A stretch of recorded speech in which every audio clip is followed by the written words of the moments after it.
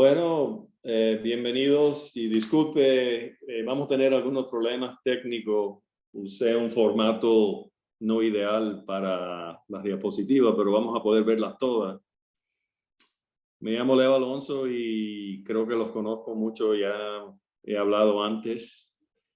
Este tema fue debido a pedidos de ustedes que querían saber cuál es el suero ideal, pero voy a hablar no solamente de suero, pero de fluidos y resucitación y el rol que juega en diferentes cuadros clínicos. Okay, go ahead and advance.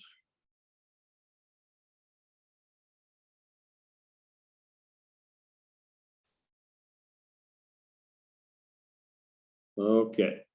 Bueno, por lo general la discusión ha sido entre el lactato de Ringer y la solución de salina normal en cuál es ideal o cuál es superior. Y esto es algo que mi entendimiento, aunque yo no soy académico, lo que dicen, lo que estudian esto, de que la diferencia entre uno y el otro no es grande y no hay buena evidencia de que uno es sumamente superior al otro. La razón es que el lactato, la teoría era que el lactato no es un producto del metabolismo que no es ideal y que si le damos más al paciente puede causar una acidosis. Pero en realidad, si tienes un riñón y un hígado funcional, lo metaboliza rápidamente el cloro adicional y no es un problema. Lo que está saliendo poco a poco en algunos estudios, pero no son estudios buenos, es que en la mayoría de los casos el lactato de Ringer es superior a la salina normal. Okay, go ahead to the next one. Muy bien. Entonces, es posible, y lo digo con un poco de incertidumbre, que la salina normal puede causar daños en algunos pacientes, porque tiene bastante de cloro, y aunque es isotónica, los estudios preliminares sugieren que puede causar una acidosis. Entonces, por ejemplo, si tiene un paciente en cetoacidosis, no es ideal darle más, ¿no?, ácido, más cloro.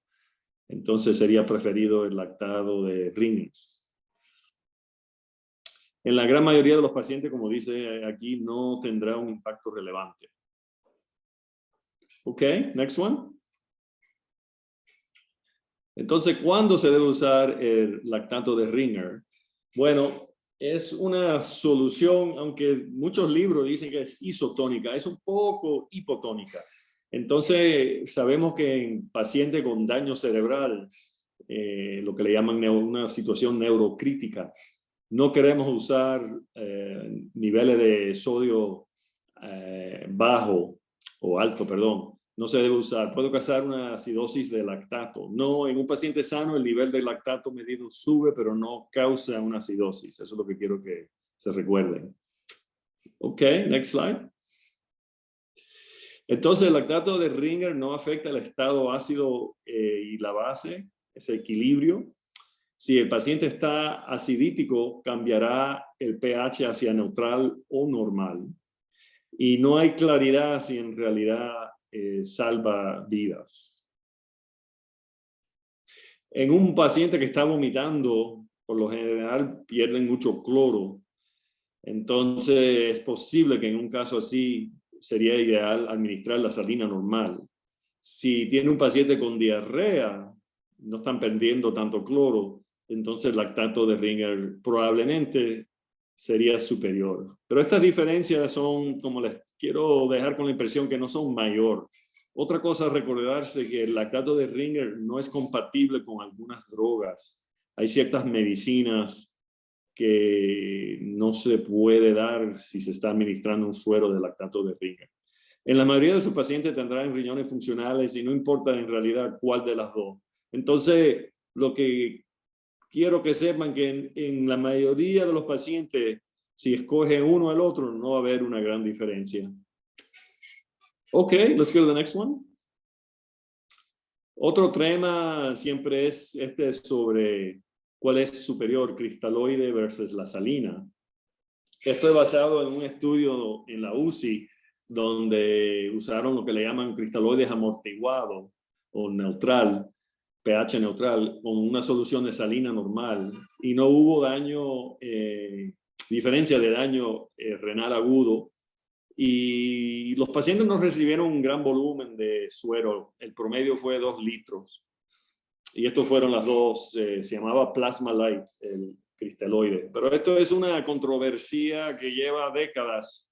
Hay campos de la medicina que dicen que la cristaloide es superior, hay otros que dicen que la salina, pero la mayoría de los estudios no comprueban una gran diferencia clínica, que de verdad no importa. Y los cristaloides, la plasma, es más cara, ¿no? Y es a veces más difícil conseguir. Entonces, por lo general, van a estar usando solución de salina. Okay, next one. Go ahead, next one. Esta es una foto del nuevo telescopio Webb de la NASA. Ok, vamos a hablar ahora un poco sobre respuestas fisiológicas a los fluidos. Es interesante que la mayoría de veces cuando nosotros damos 1 litro de salina o suero o lactato de Ringer, el cuerpo lo absorbe y no se queda en los vasos intravascularmente. Uno cree que sí, pero por lo general sale en el orín o sale lo que le llamamos en el tercer espacio, sale fuera de la célula, fuera de los capilarios. En nuestro país, y creo que igual aquí en Guatemala, me imagino, hubo un gran énfasis de usar volumen grandísimos en pacientes con septicemia. La meta era entre 20 y 30 mililitros por kilo, que si saca el cálculo son volúmenes bastante altos. Este modelo se ha ido transformándose en una metamorfosis donde ahora nos damos cuenta que no es un algoritmo que se debe usar para todos los pacientes, se debe individualizar. Pero hubo una fase en nuestro país, en los Estados Unidos, donde todo el mundo que se sospechaba que tenía septicemia recibía un volumen enorme. Y esto a veces causó fallo congestivo, ¿no? Cardíaco. La mayoría de pacientes con septicemia tienen pérdida insensibles moderada, ¿no? Es porque respiran rápidamente, tienen taquipnia o por la fiebre. Han perdido un volumen un poco mayor de lo normal, pero no un gran volumen de líquidos. El suero no se mantiene intravascular, como dije antes, y sobre todo con septicemia, porque los vasos son porosos, tienen vasodilatación. Ok, next one. Entonces, el nuevo paradigma, el nuevo modelo, es de antes de administrar fluidos, evalúe la capacidad de respuesta a los fluidos. Si el paciente responde, continúa administrando más. Por ejemplo, si tiene la presión un poquito baja y le da 500 cc o mililitros y responde, bueno, es un paciente que va a responder. Si no responde, después de por lo general 1 litro, debe considerar utilizando un vasopresor si tiene la presión baja. All right, next one. ¿Cómo medir la capacidad de respuesta? Y esto es una pregunta que aparenta ser sencilla, pero en realidad es complicada, porque no tenemos, vamos a entrar más en detalle en este tema, pero van a ver que no hay un sistema, un aparato sencillo y simple para evaluar esa capacidad. Uno que se habla mucho es el levantamiento pasivo de las piernas.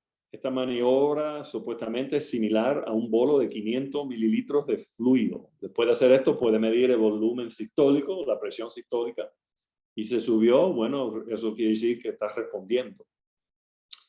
A esto aquí abajo hablan del número 2 y el número 3. Hay otros métodos de medir esta respuesta. Uno se llama el integral de tiempo de velocidad, que es una medida ultrasonográfica. Sería del ventrículo, ¿no? De cómo responde el volumen. Hay que ser muy adiestro en usar el ultrasonograma, algo que yo no soy, para medir ese volumen. Lo que se considera el estándar de oro es el catéter Swan-Ganz, pero esto se considera bastante invasivo y es algo que por lo general no se usa en la sala de emergencia. Eso es algo que tal vez en la UCI y se está usando menos y menos, pero eso es la mejor manera de medir la respuesta al volumen. Ok, next one.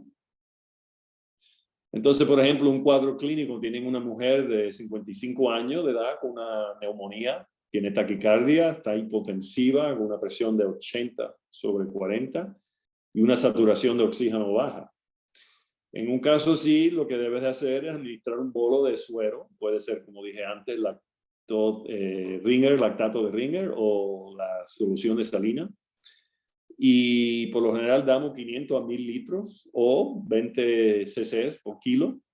Y si es joven y cree que tiene un corazón fuerte, a ver cómo responde. Si sospecha un fallo cardíaco congestivo, los fluidos adicionales no se deben de dar, porque no es bien tolerado, va a ahogar el paciente. Next slide. Si este paciente se mantiene hipotensiva después del bolos, entonces se deben administrar un vasopresor. Y el que utilicen ahora que está muy popular es la norepinefrina o la epinefrina, pero pueden usar la dopamina, cualquier vasopresor que tengan accesible o disponible. Esto está basado en la teoría que fluidos no tendrán un efecto hemodinámico porque no respondieron, es decir, es un paciente no responsivo, que probablemente la presión baja no es porque tenían poco fluidos intravascularmente. All right, next slide. Otra foto de la satélite web, el telescopio maravilloso. Entonces, este tema es muy controvertido y por lo que yo he leído, los expertos, por lo general, los estudios buenos, de buena calidad, demuestran que dando grandes bolos de fluido, estamos hablando de la septicemia, no es tan ventajoso, ¿no? De verdad no cambia la mortalidad tanto como decían al principio. Y esto de que todo el mundo debe recibir el mismo volumen, le llamaban en este país, en los Estados Unidos, la campaña para sobrevivir sepsia, no sé si usaron los mismos términos en Guatemala, pero fue como una locura. Todo el mundo estaba apoyando y diciendo que a cualquier persona con fiebre y taquicardia.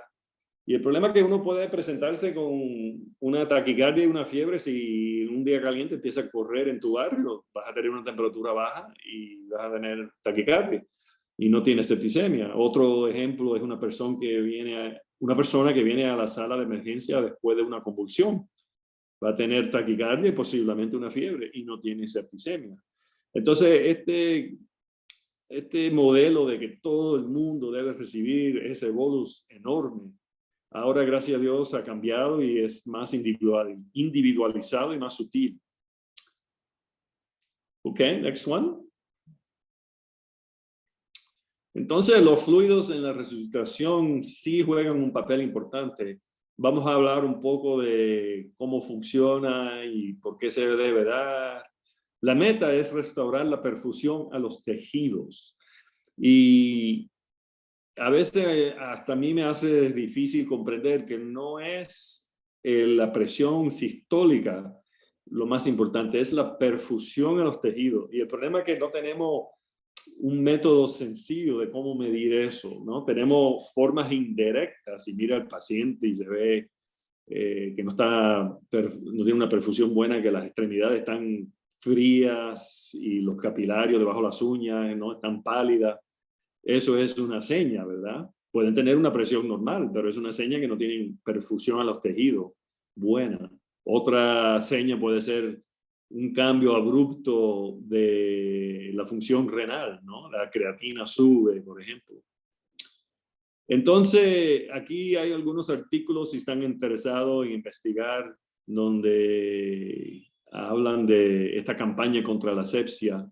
Y estos estudios a veces demostraban un incremento de mortalidad o ninguna mejoría con dando o administrando grandes volúmenes de fluidos. Ok, next one. Entonces, lo que tiene que entender es que hay un desvínculo.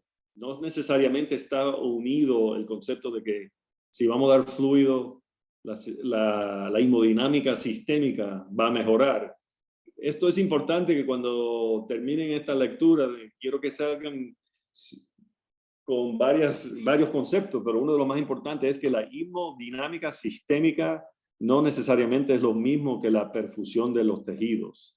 Cuando yo digo hemodinámica sistémica, me refiero a lo que le llaman la hemodinámica central, que es lo que ustedes miden, que es más que todo la presión, la diastólica y la sistólica. Eso puede ser normal y puede tener baja perfusión de tejido y no necesariamente están vinculados. Lo que le llaman la macrocirculación y la microcirculación. La macrocirculación es el corazón, se puede decir, la bomba, y el microcirculación son los tejidos, los órganos, donde lleva el oxígeno, la sangre. Entonces, esto que dicen aquí, alteraciones microcirculatorias están asociadas con resultados adversos en una manera que aparenta ser independiente de los variables de la hemodinámica sistémica. Eso es muy importante comprender. ¿Ok? El mejor ejemplo es, por ejemplo, alguien que tiene un shock hemorrágico, ¿no? Ha perdido volumen y le está dando vasopresores. Eso va a agravar la situación, ¿verdad? Porque lo que necesita es sangre, no necesariamente fluidos, aunque puede empezar con fluidos hasta que consigue la sangre, ¿no? Pero en un caso así, si no sabe la hemocrita o la hemoglobina, el nivel del paciente, y dándole un vasopresor, no está ayudando nada. No puedes presumir que el vínculo siempre es igual. A veces sí hay un vínculo, no quiero que digan que nunca lo hay, pero no es 100%. All right, next one. Entonces, los bolos de fluido, y estoy seguro que ustedes lo han visto en ciertos pacientes, a veces mejoran la presión. No digo que nunca funciona. Pero el mejoramiento, y esto seguramente lo han visto también, a veces muy transitorio. Sube la presión por una hora y después la hipotensión regresa, porque como dije anteriormente, la mayoría de los fluidos van al tercer espacio, no se quedan dentro de los vasos. Un incremento transitorio de la presión no significa necesariamente que mejoró la perfusión de tejidos. Next. Creo que todo el mundo se recuerda la famosa curva de Starling. Aquí está más o menos simplificado. Y está en inglés, pero creo que saben que preload es la parte antes de la bomba, ¿no? En los vasos venosos. Y el stroke volume es el volumen sistólico, el volumen de sangre que con cada ciclo el corazón late, ¿no? Y circula a los tejidos. Entonces aquí hay tres líneas, una con la contractilidad del corazón bajo, una normal y una alta. Entonces, si pueden hacer una línea por el centro de esta gráfica, van a ver que por el mismo volumen de preload, de sangre intravenosamente, pueden tener diferentes variables, ¿no? Dependiendo de la contractilidad del corazón, de la bomba, de la presión. Y por eso que puede haber tanta variedad en cómo responde el cuerpo. Ok, next one. Hubo un tiempo que se pensaba que la presión de la venosa central, usabas un ultrasonograma o metía un catéter en una de las venas grandes y medía la presión, y pensaban que esa era una forma ideal y, como diría, precisa de medir el preload, el volumen intravenoso, y resulta que no es confiable, no tiene valor pronóstico y en realidad no sirve para nada, entonces no lo deben de utilizar. Ok, next one.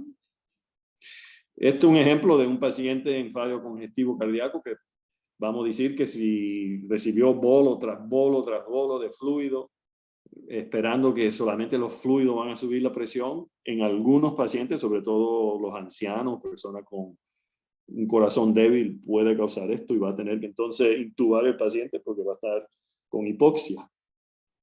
Ok, next one. Entonces, ¿qué mueve la curva Starling hacia la izquierda? Es decir, ¿qué es que lo puede hacer peor en lugar de mejor, verdad? Bueno, si hay un incremento de la permeabilidad de los capilares, por ejemplo, como hemos ya tocado cuando hay sepsia o pancreatitis, por ejemplo, hay otras condiciones, pero son dos. Y también se mueve hacia la izquierda cuando hay una baja presión oncótica, es decir, de las proteínas. Mejor ejemplo es fallo hepático o desnutrición. Otro ejemplo es incremento de la presión hidrostática. Y esto es cuando hay una disfunción diastólica de la bomba del corazón. Ok, next one. Vamos a hablar un poquito de la fisiología de los fluidos.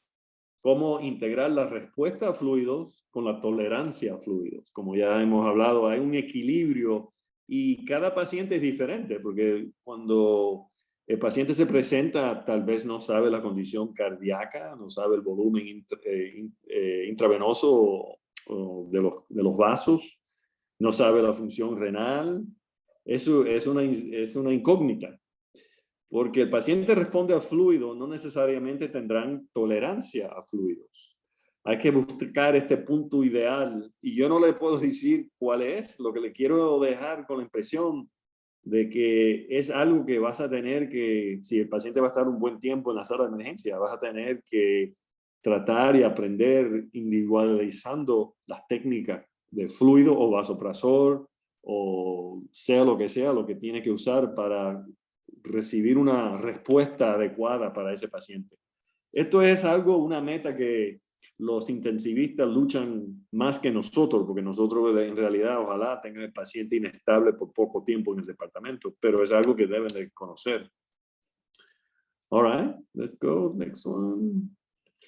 Esto es otra gráfica de la curva Starling, pero aquí pueden ver cómo usando diferentes técnicas de dando fluidos, depende de dónde está el paciente en esta curva, va a responder. Es posible que, por ejemplo, en la punta de abajo, el mismo volumen, depende de dónde está en la curva, va a responder de una manera diferente, ¿ve? Y se recuerdan la otra, habían 3 líneas. Bueno, el paciente puede tener muchas líneas o curvas, depende dónde está su función cardíaca y su función intravenosa. All right, next slide. Entonces, ¿cómo hemos hablado de la perfusión de los tejidos o lo que también llamamos la microcirculación? Ya sabemos que podemos medir la macrocirculación usando la presión arterial, ¿verdad? Pero ¿cómo medimos la microcirculación? Es una medida de perfusión y de verdad no existe una sola medida precisa. Lo que se ha usado mucho en los últimos años es el lactato. Eso era la esperanza, que es lo más útil, porque supuestamente cuando hay metabolismo anaeróbico sin oxígeno, el lactato sube. El problema es que hay algo que le llaman lactato de estrés. El cuerpo, como le di el ejemplo, cuando uno tiene una convulsión, el lactato va a subir bastante. O si empiezas a correr físicamente, ese dolor que sienten los músculos, ese es lactato. Y eso no necesariamente significa que tiene sepsia o que está en un estado acidótico. El shock carcinogénico también, perdón, es un error, es cardiogénico, también puede causar una elevación del lactato. Ok, next one. Vamos un poco a cambiar ahora el tema, un repaso para que se recuerden las categorías de shock. En general hay 4, aunque hay 5 en este diapositiva. El cardiogénico, el hipovolémico, o también se llama el hemorrágico, pero puede ser debido, por ejemplo, debido a la cólera o a diarrea descontrolada, solamente fluidos. Obstructivo, y varios ejemplos, una embolia pulmonar masiva, el taponamiento cardíaco o una tensión neumotorácica. O distributivo o distributiva, como la sepsia.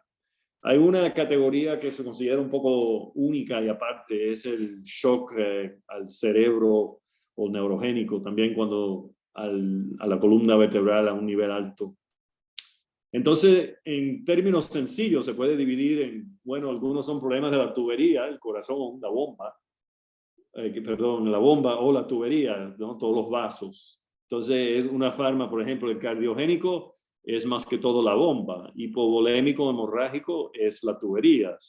Obstructivo es la bomba y distributivo es la tubería. De una forma sencilla, simplística para a veces recordarse de qué clase de shock. Y otra cosa hay que recordar, que uno puede tener dos diferentes tipos, tres diferentes tipos de shock. Es posible tener sepsia y shock cardiogénico, ¿verdad? Y es posible tener un trauma hemorrágica y una embolia pulmonar o una neumotórax de tensión. Entonces, es posible tener una combinación de diferentes shocks. Ok, next one. Entonces, el shock no es solamente definido por hipotensión. Esto lo que a veces me costó a mí personalmente entender. En realidad es hipoperfusión. Son los tejidos, los órganos, ¿verdad? El páncreas, los riñones, el hígado, todo eso es lo importante y el daño que causa esos tejidos. El cerebro, por supuesto. Estamos hablando de lo que se llama la macrocirculación y la microcirculación. La hemodinámica sistémica, que es la macrocirculación versus la perfusión de los tejidos, la microcirculación. La primera es fácil de medir y la segunda no. Esto es lo que dijo una de los presentadores, de los profesores en esta serie cuando yo estudié este tema. Dice, mida lo que es importante y no haga importante lo que puedes medir. Por eso que nos fijamos tanto en la presión y a veces no prestamos atención a la perfusión a los tejidos. All right, next one. Y es un sesgo que tenemos, ¿no? Porque si podemos medir algo, si hay un número que le podemos atribuir, le damos más importancia. Lo que no podemos medir o no podemos ver bien, le damos menos importancia. Pero lo que quiero que se recuerden que es la perfusión de los tejidos, que es lo importante aquí.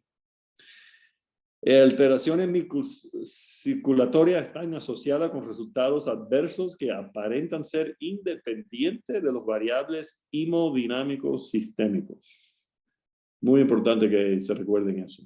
Ok, next one.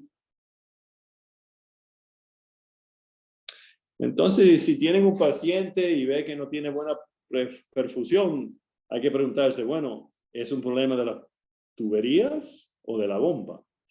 Eso ayuda a simplificar, ¿no? En su mente qué método va a usar para solucionar el problema. Y recuérdense, puede ser una combinación de los dos. Pero ya sabemos que puede dar siempre un bolo de fluido y a ver si responde. Pero si tienen agujereada o demasiado flexibles los vasos, ese fluido se va a perder rápidamente.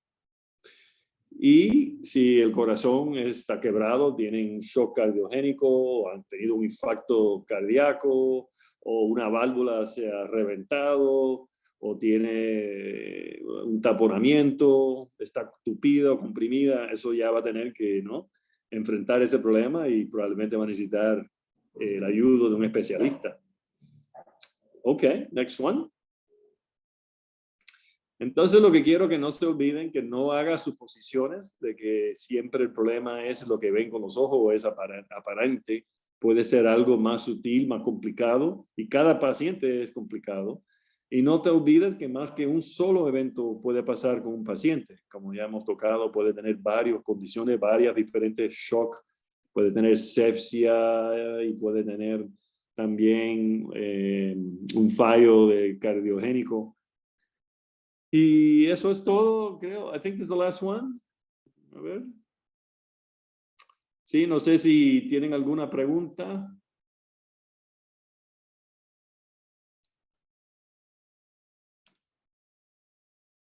Ojalá les sirvió entender un poquito este tema complejo.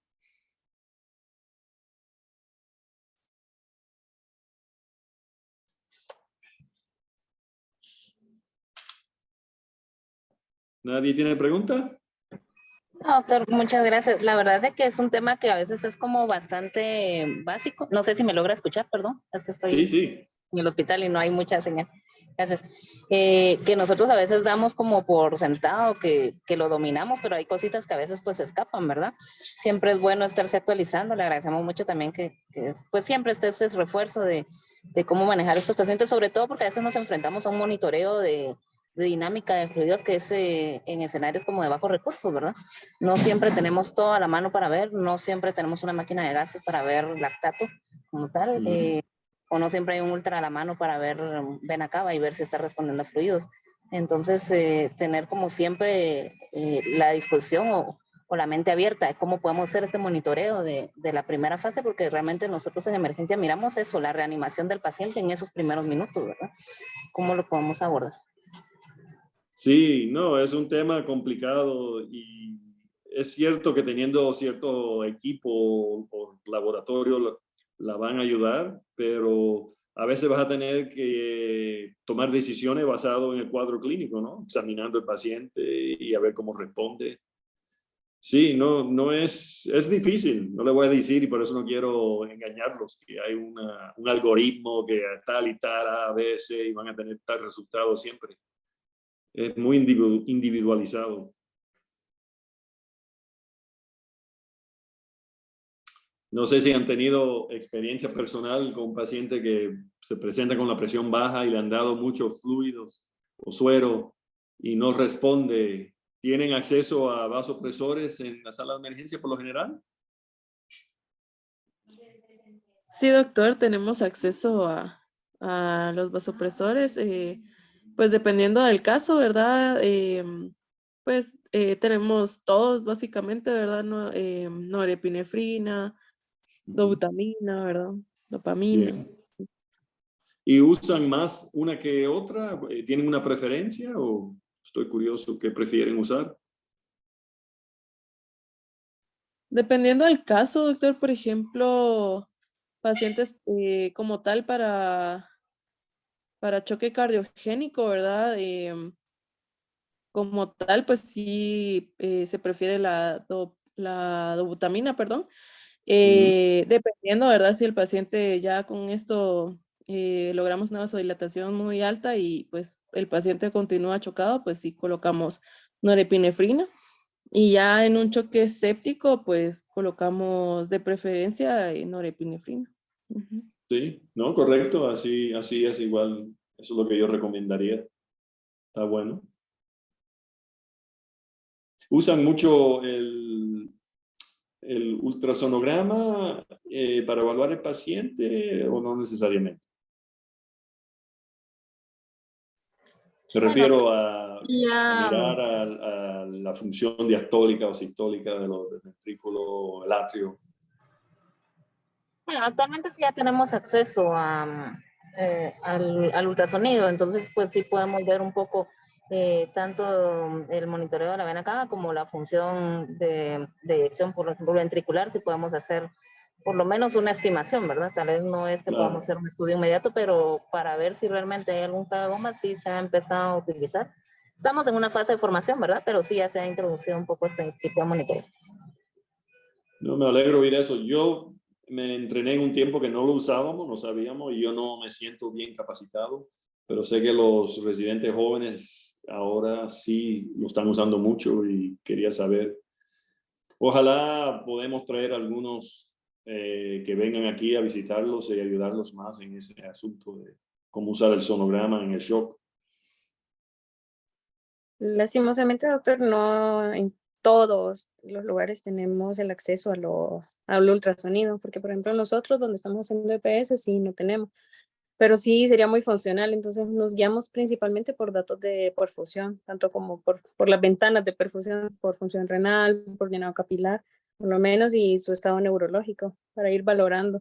Y dependiendo también las patologías asociadas, por ejemplo, cardiópatas o renales crónicos, que son los pacientes que nosotros más vemos a menudo, que ya sea que llegan por choque séptico, por ejemplo, los que son de hemodiálisis, que es más que nada por origen vascular. Pero sí, nos guiamos más que nada por la clínica, el manejo de choque nosotros en nuestros pacientes. Sí, sí. ¿Han oído de un aparato de ultrasonografía que se llama Mariposa? ¿Han oído hablar? Que es portátil. Sí. No sé, bueno, sí, yo lo he visto, la calidad es bastante buena, no es como un aparato grande, pero el costo es mucho menor. Es algo que tal vez en el futuro van a poder conseguir. Y es portátil. Sí, Sí, doctor, sí el lo Boner hemos visto. sí lo hemos escuchado. De hecho, sí lo hemos utilizado, ¿verdad? Ujú. Y como usted dice, pues es un poco menos complicado porque es un dispositivo que es móvil, lo podemos tener en cualquier lugar, se conecta con el teléfono, algún dispositivo, tablet o algo más. Entonces, la verdad que sí se ha utilizado sobre todo para procedimientos, ¿verdad? Que son como un Mm, poco, por ejemplo, para centesis, toracentesis, ¿verdad? Ujú. ajá. Ah, qué bueno. Sí, sí. Sí, se conecta al teléfono, al celular. Solo necesita el app, como dicen, para poder interpretar las imágenes. Ah, bien. Bueno, yo estoy aquí en Guatemala. Llegué hace como 2 horas y ojalá veré a algunos de ustedes mañana y pasado. El viernes me reúno con un equipo, una brigada médica de cirujanos que van a ir a Guastatoya, pero quiero acompañarlos y a ver cómo va el entrenamiento y a conocerlos personalmente. Bienvenido, doctor. Sí, excelente, Gracias, doctor Fernández. gracias. Y Ana con la gata. Sí, mi michita. Oh, qué bonita. A mí me gustan los gatos también. Bueno, La- hasta la próxima y gracias por asistir y ojalá aprendieron algo. Gracias, Muchas Leo. gracias. Muchas Ok, Gracias. nos vemos. Chao.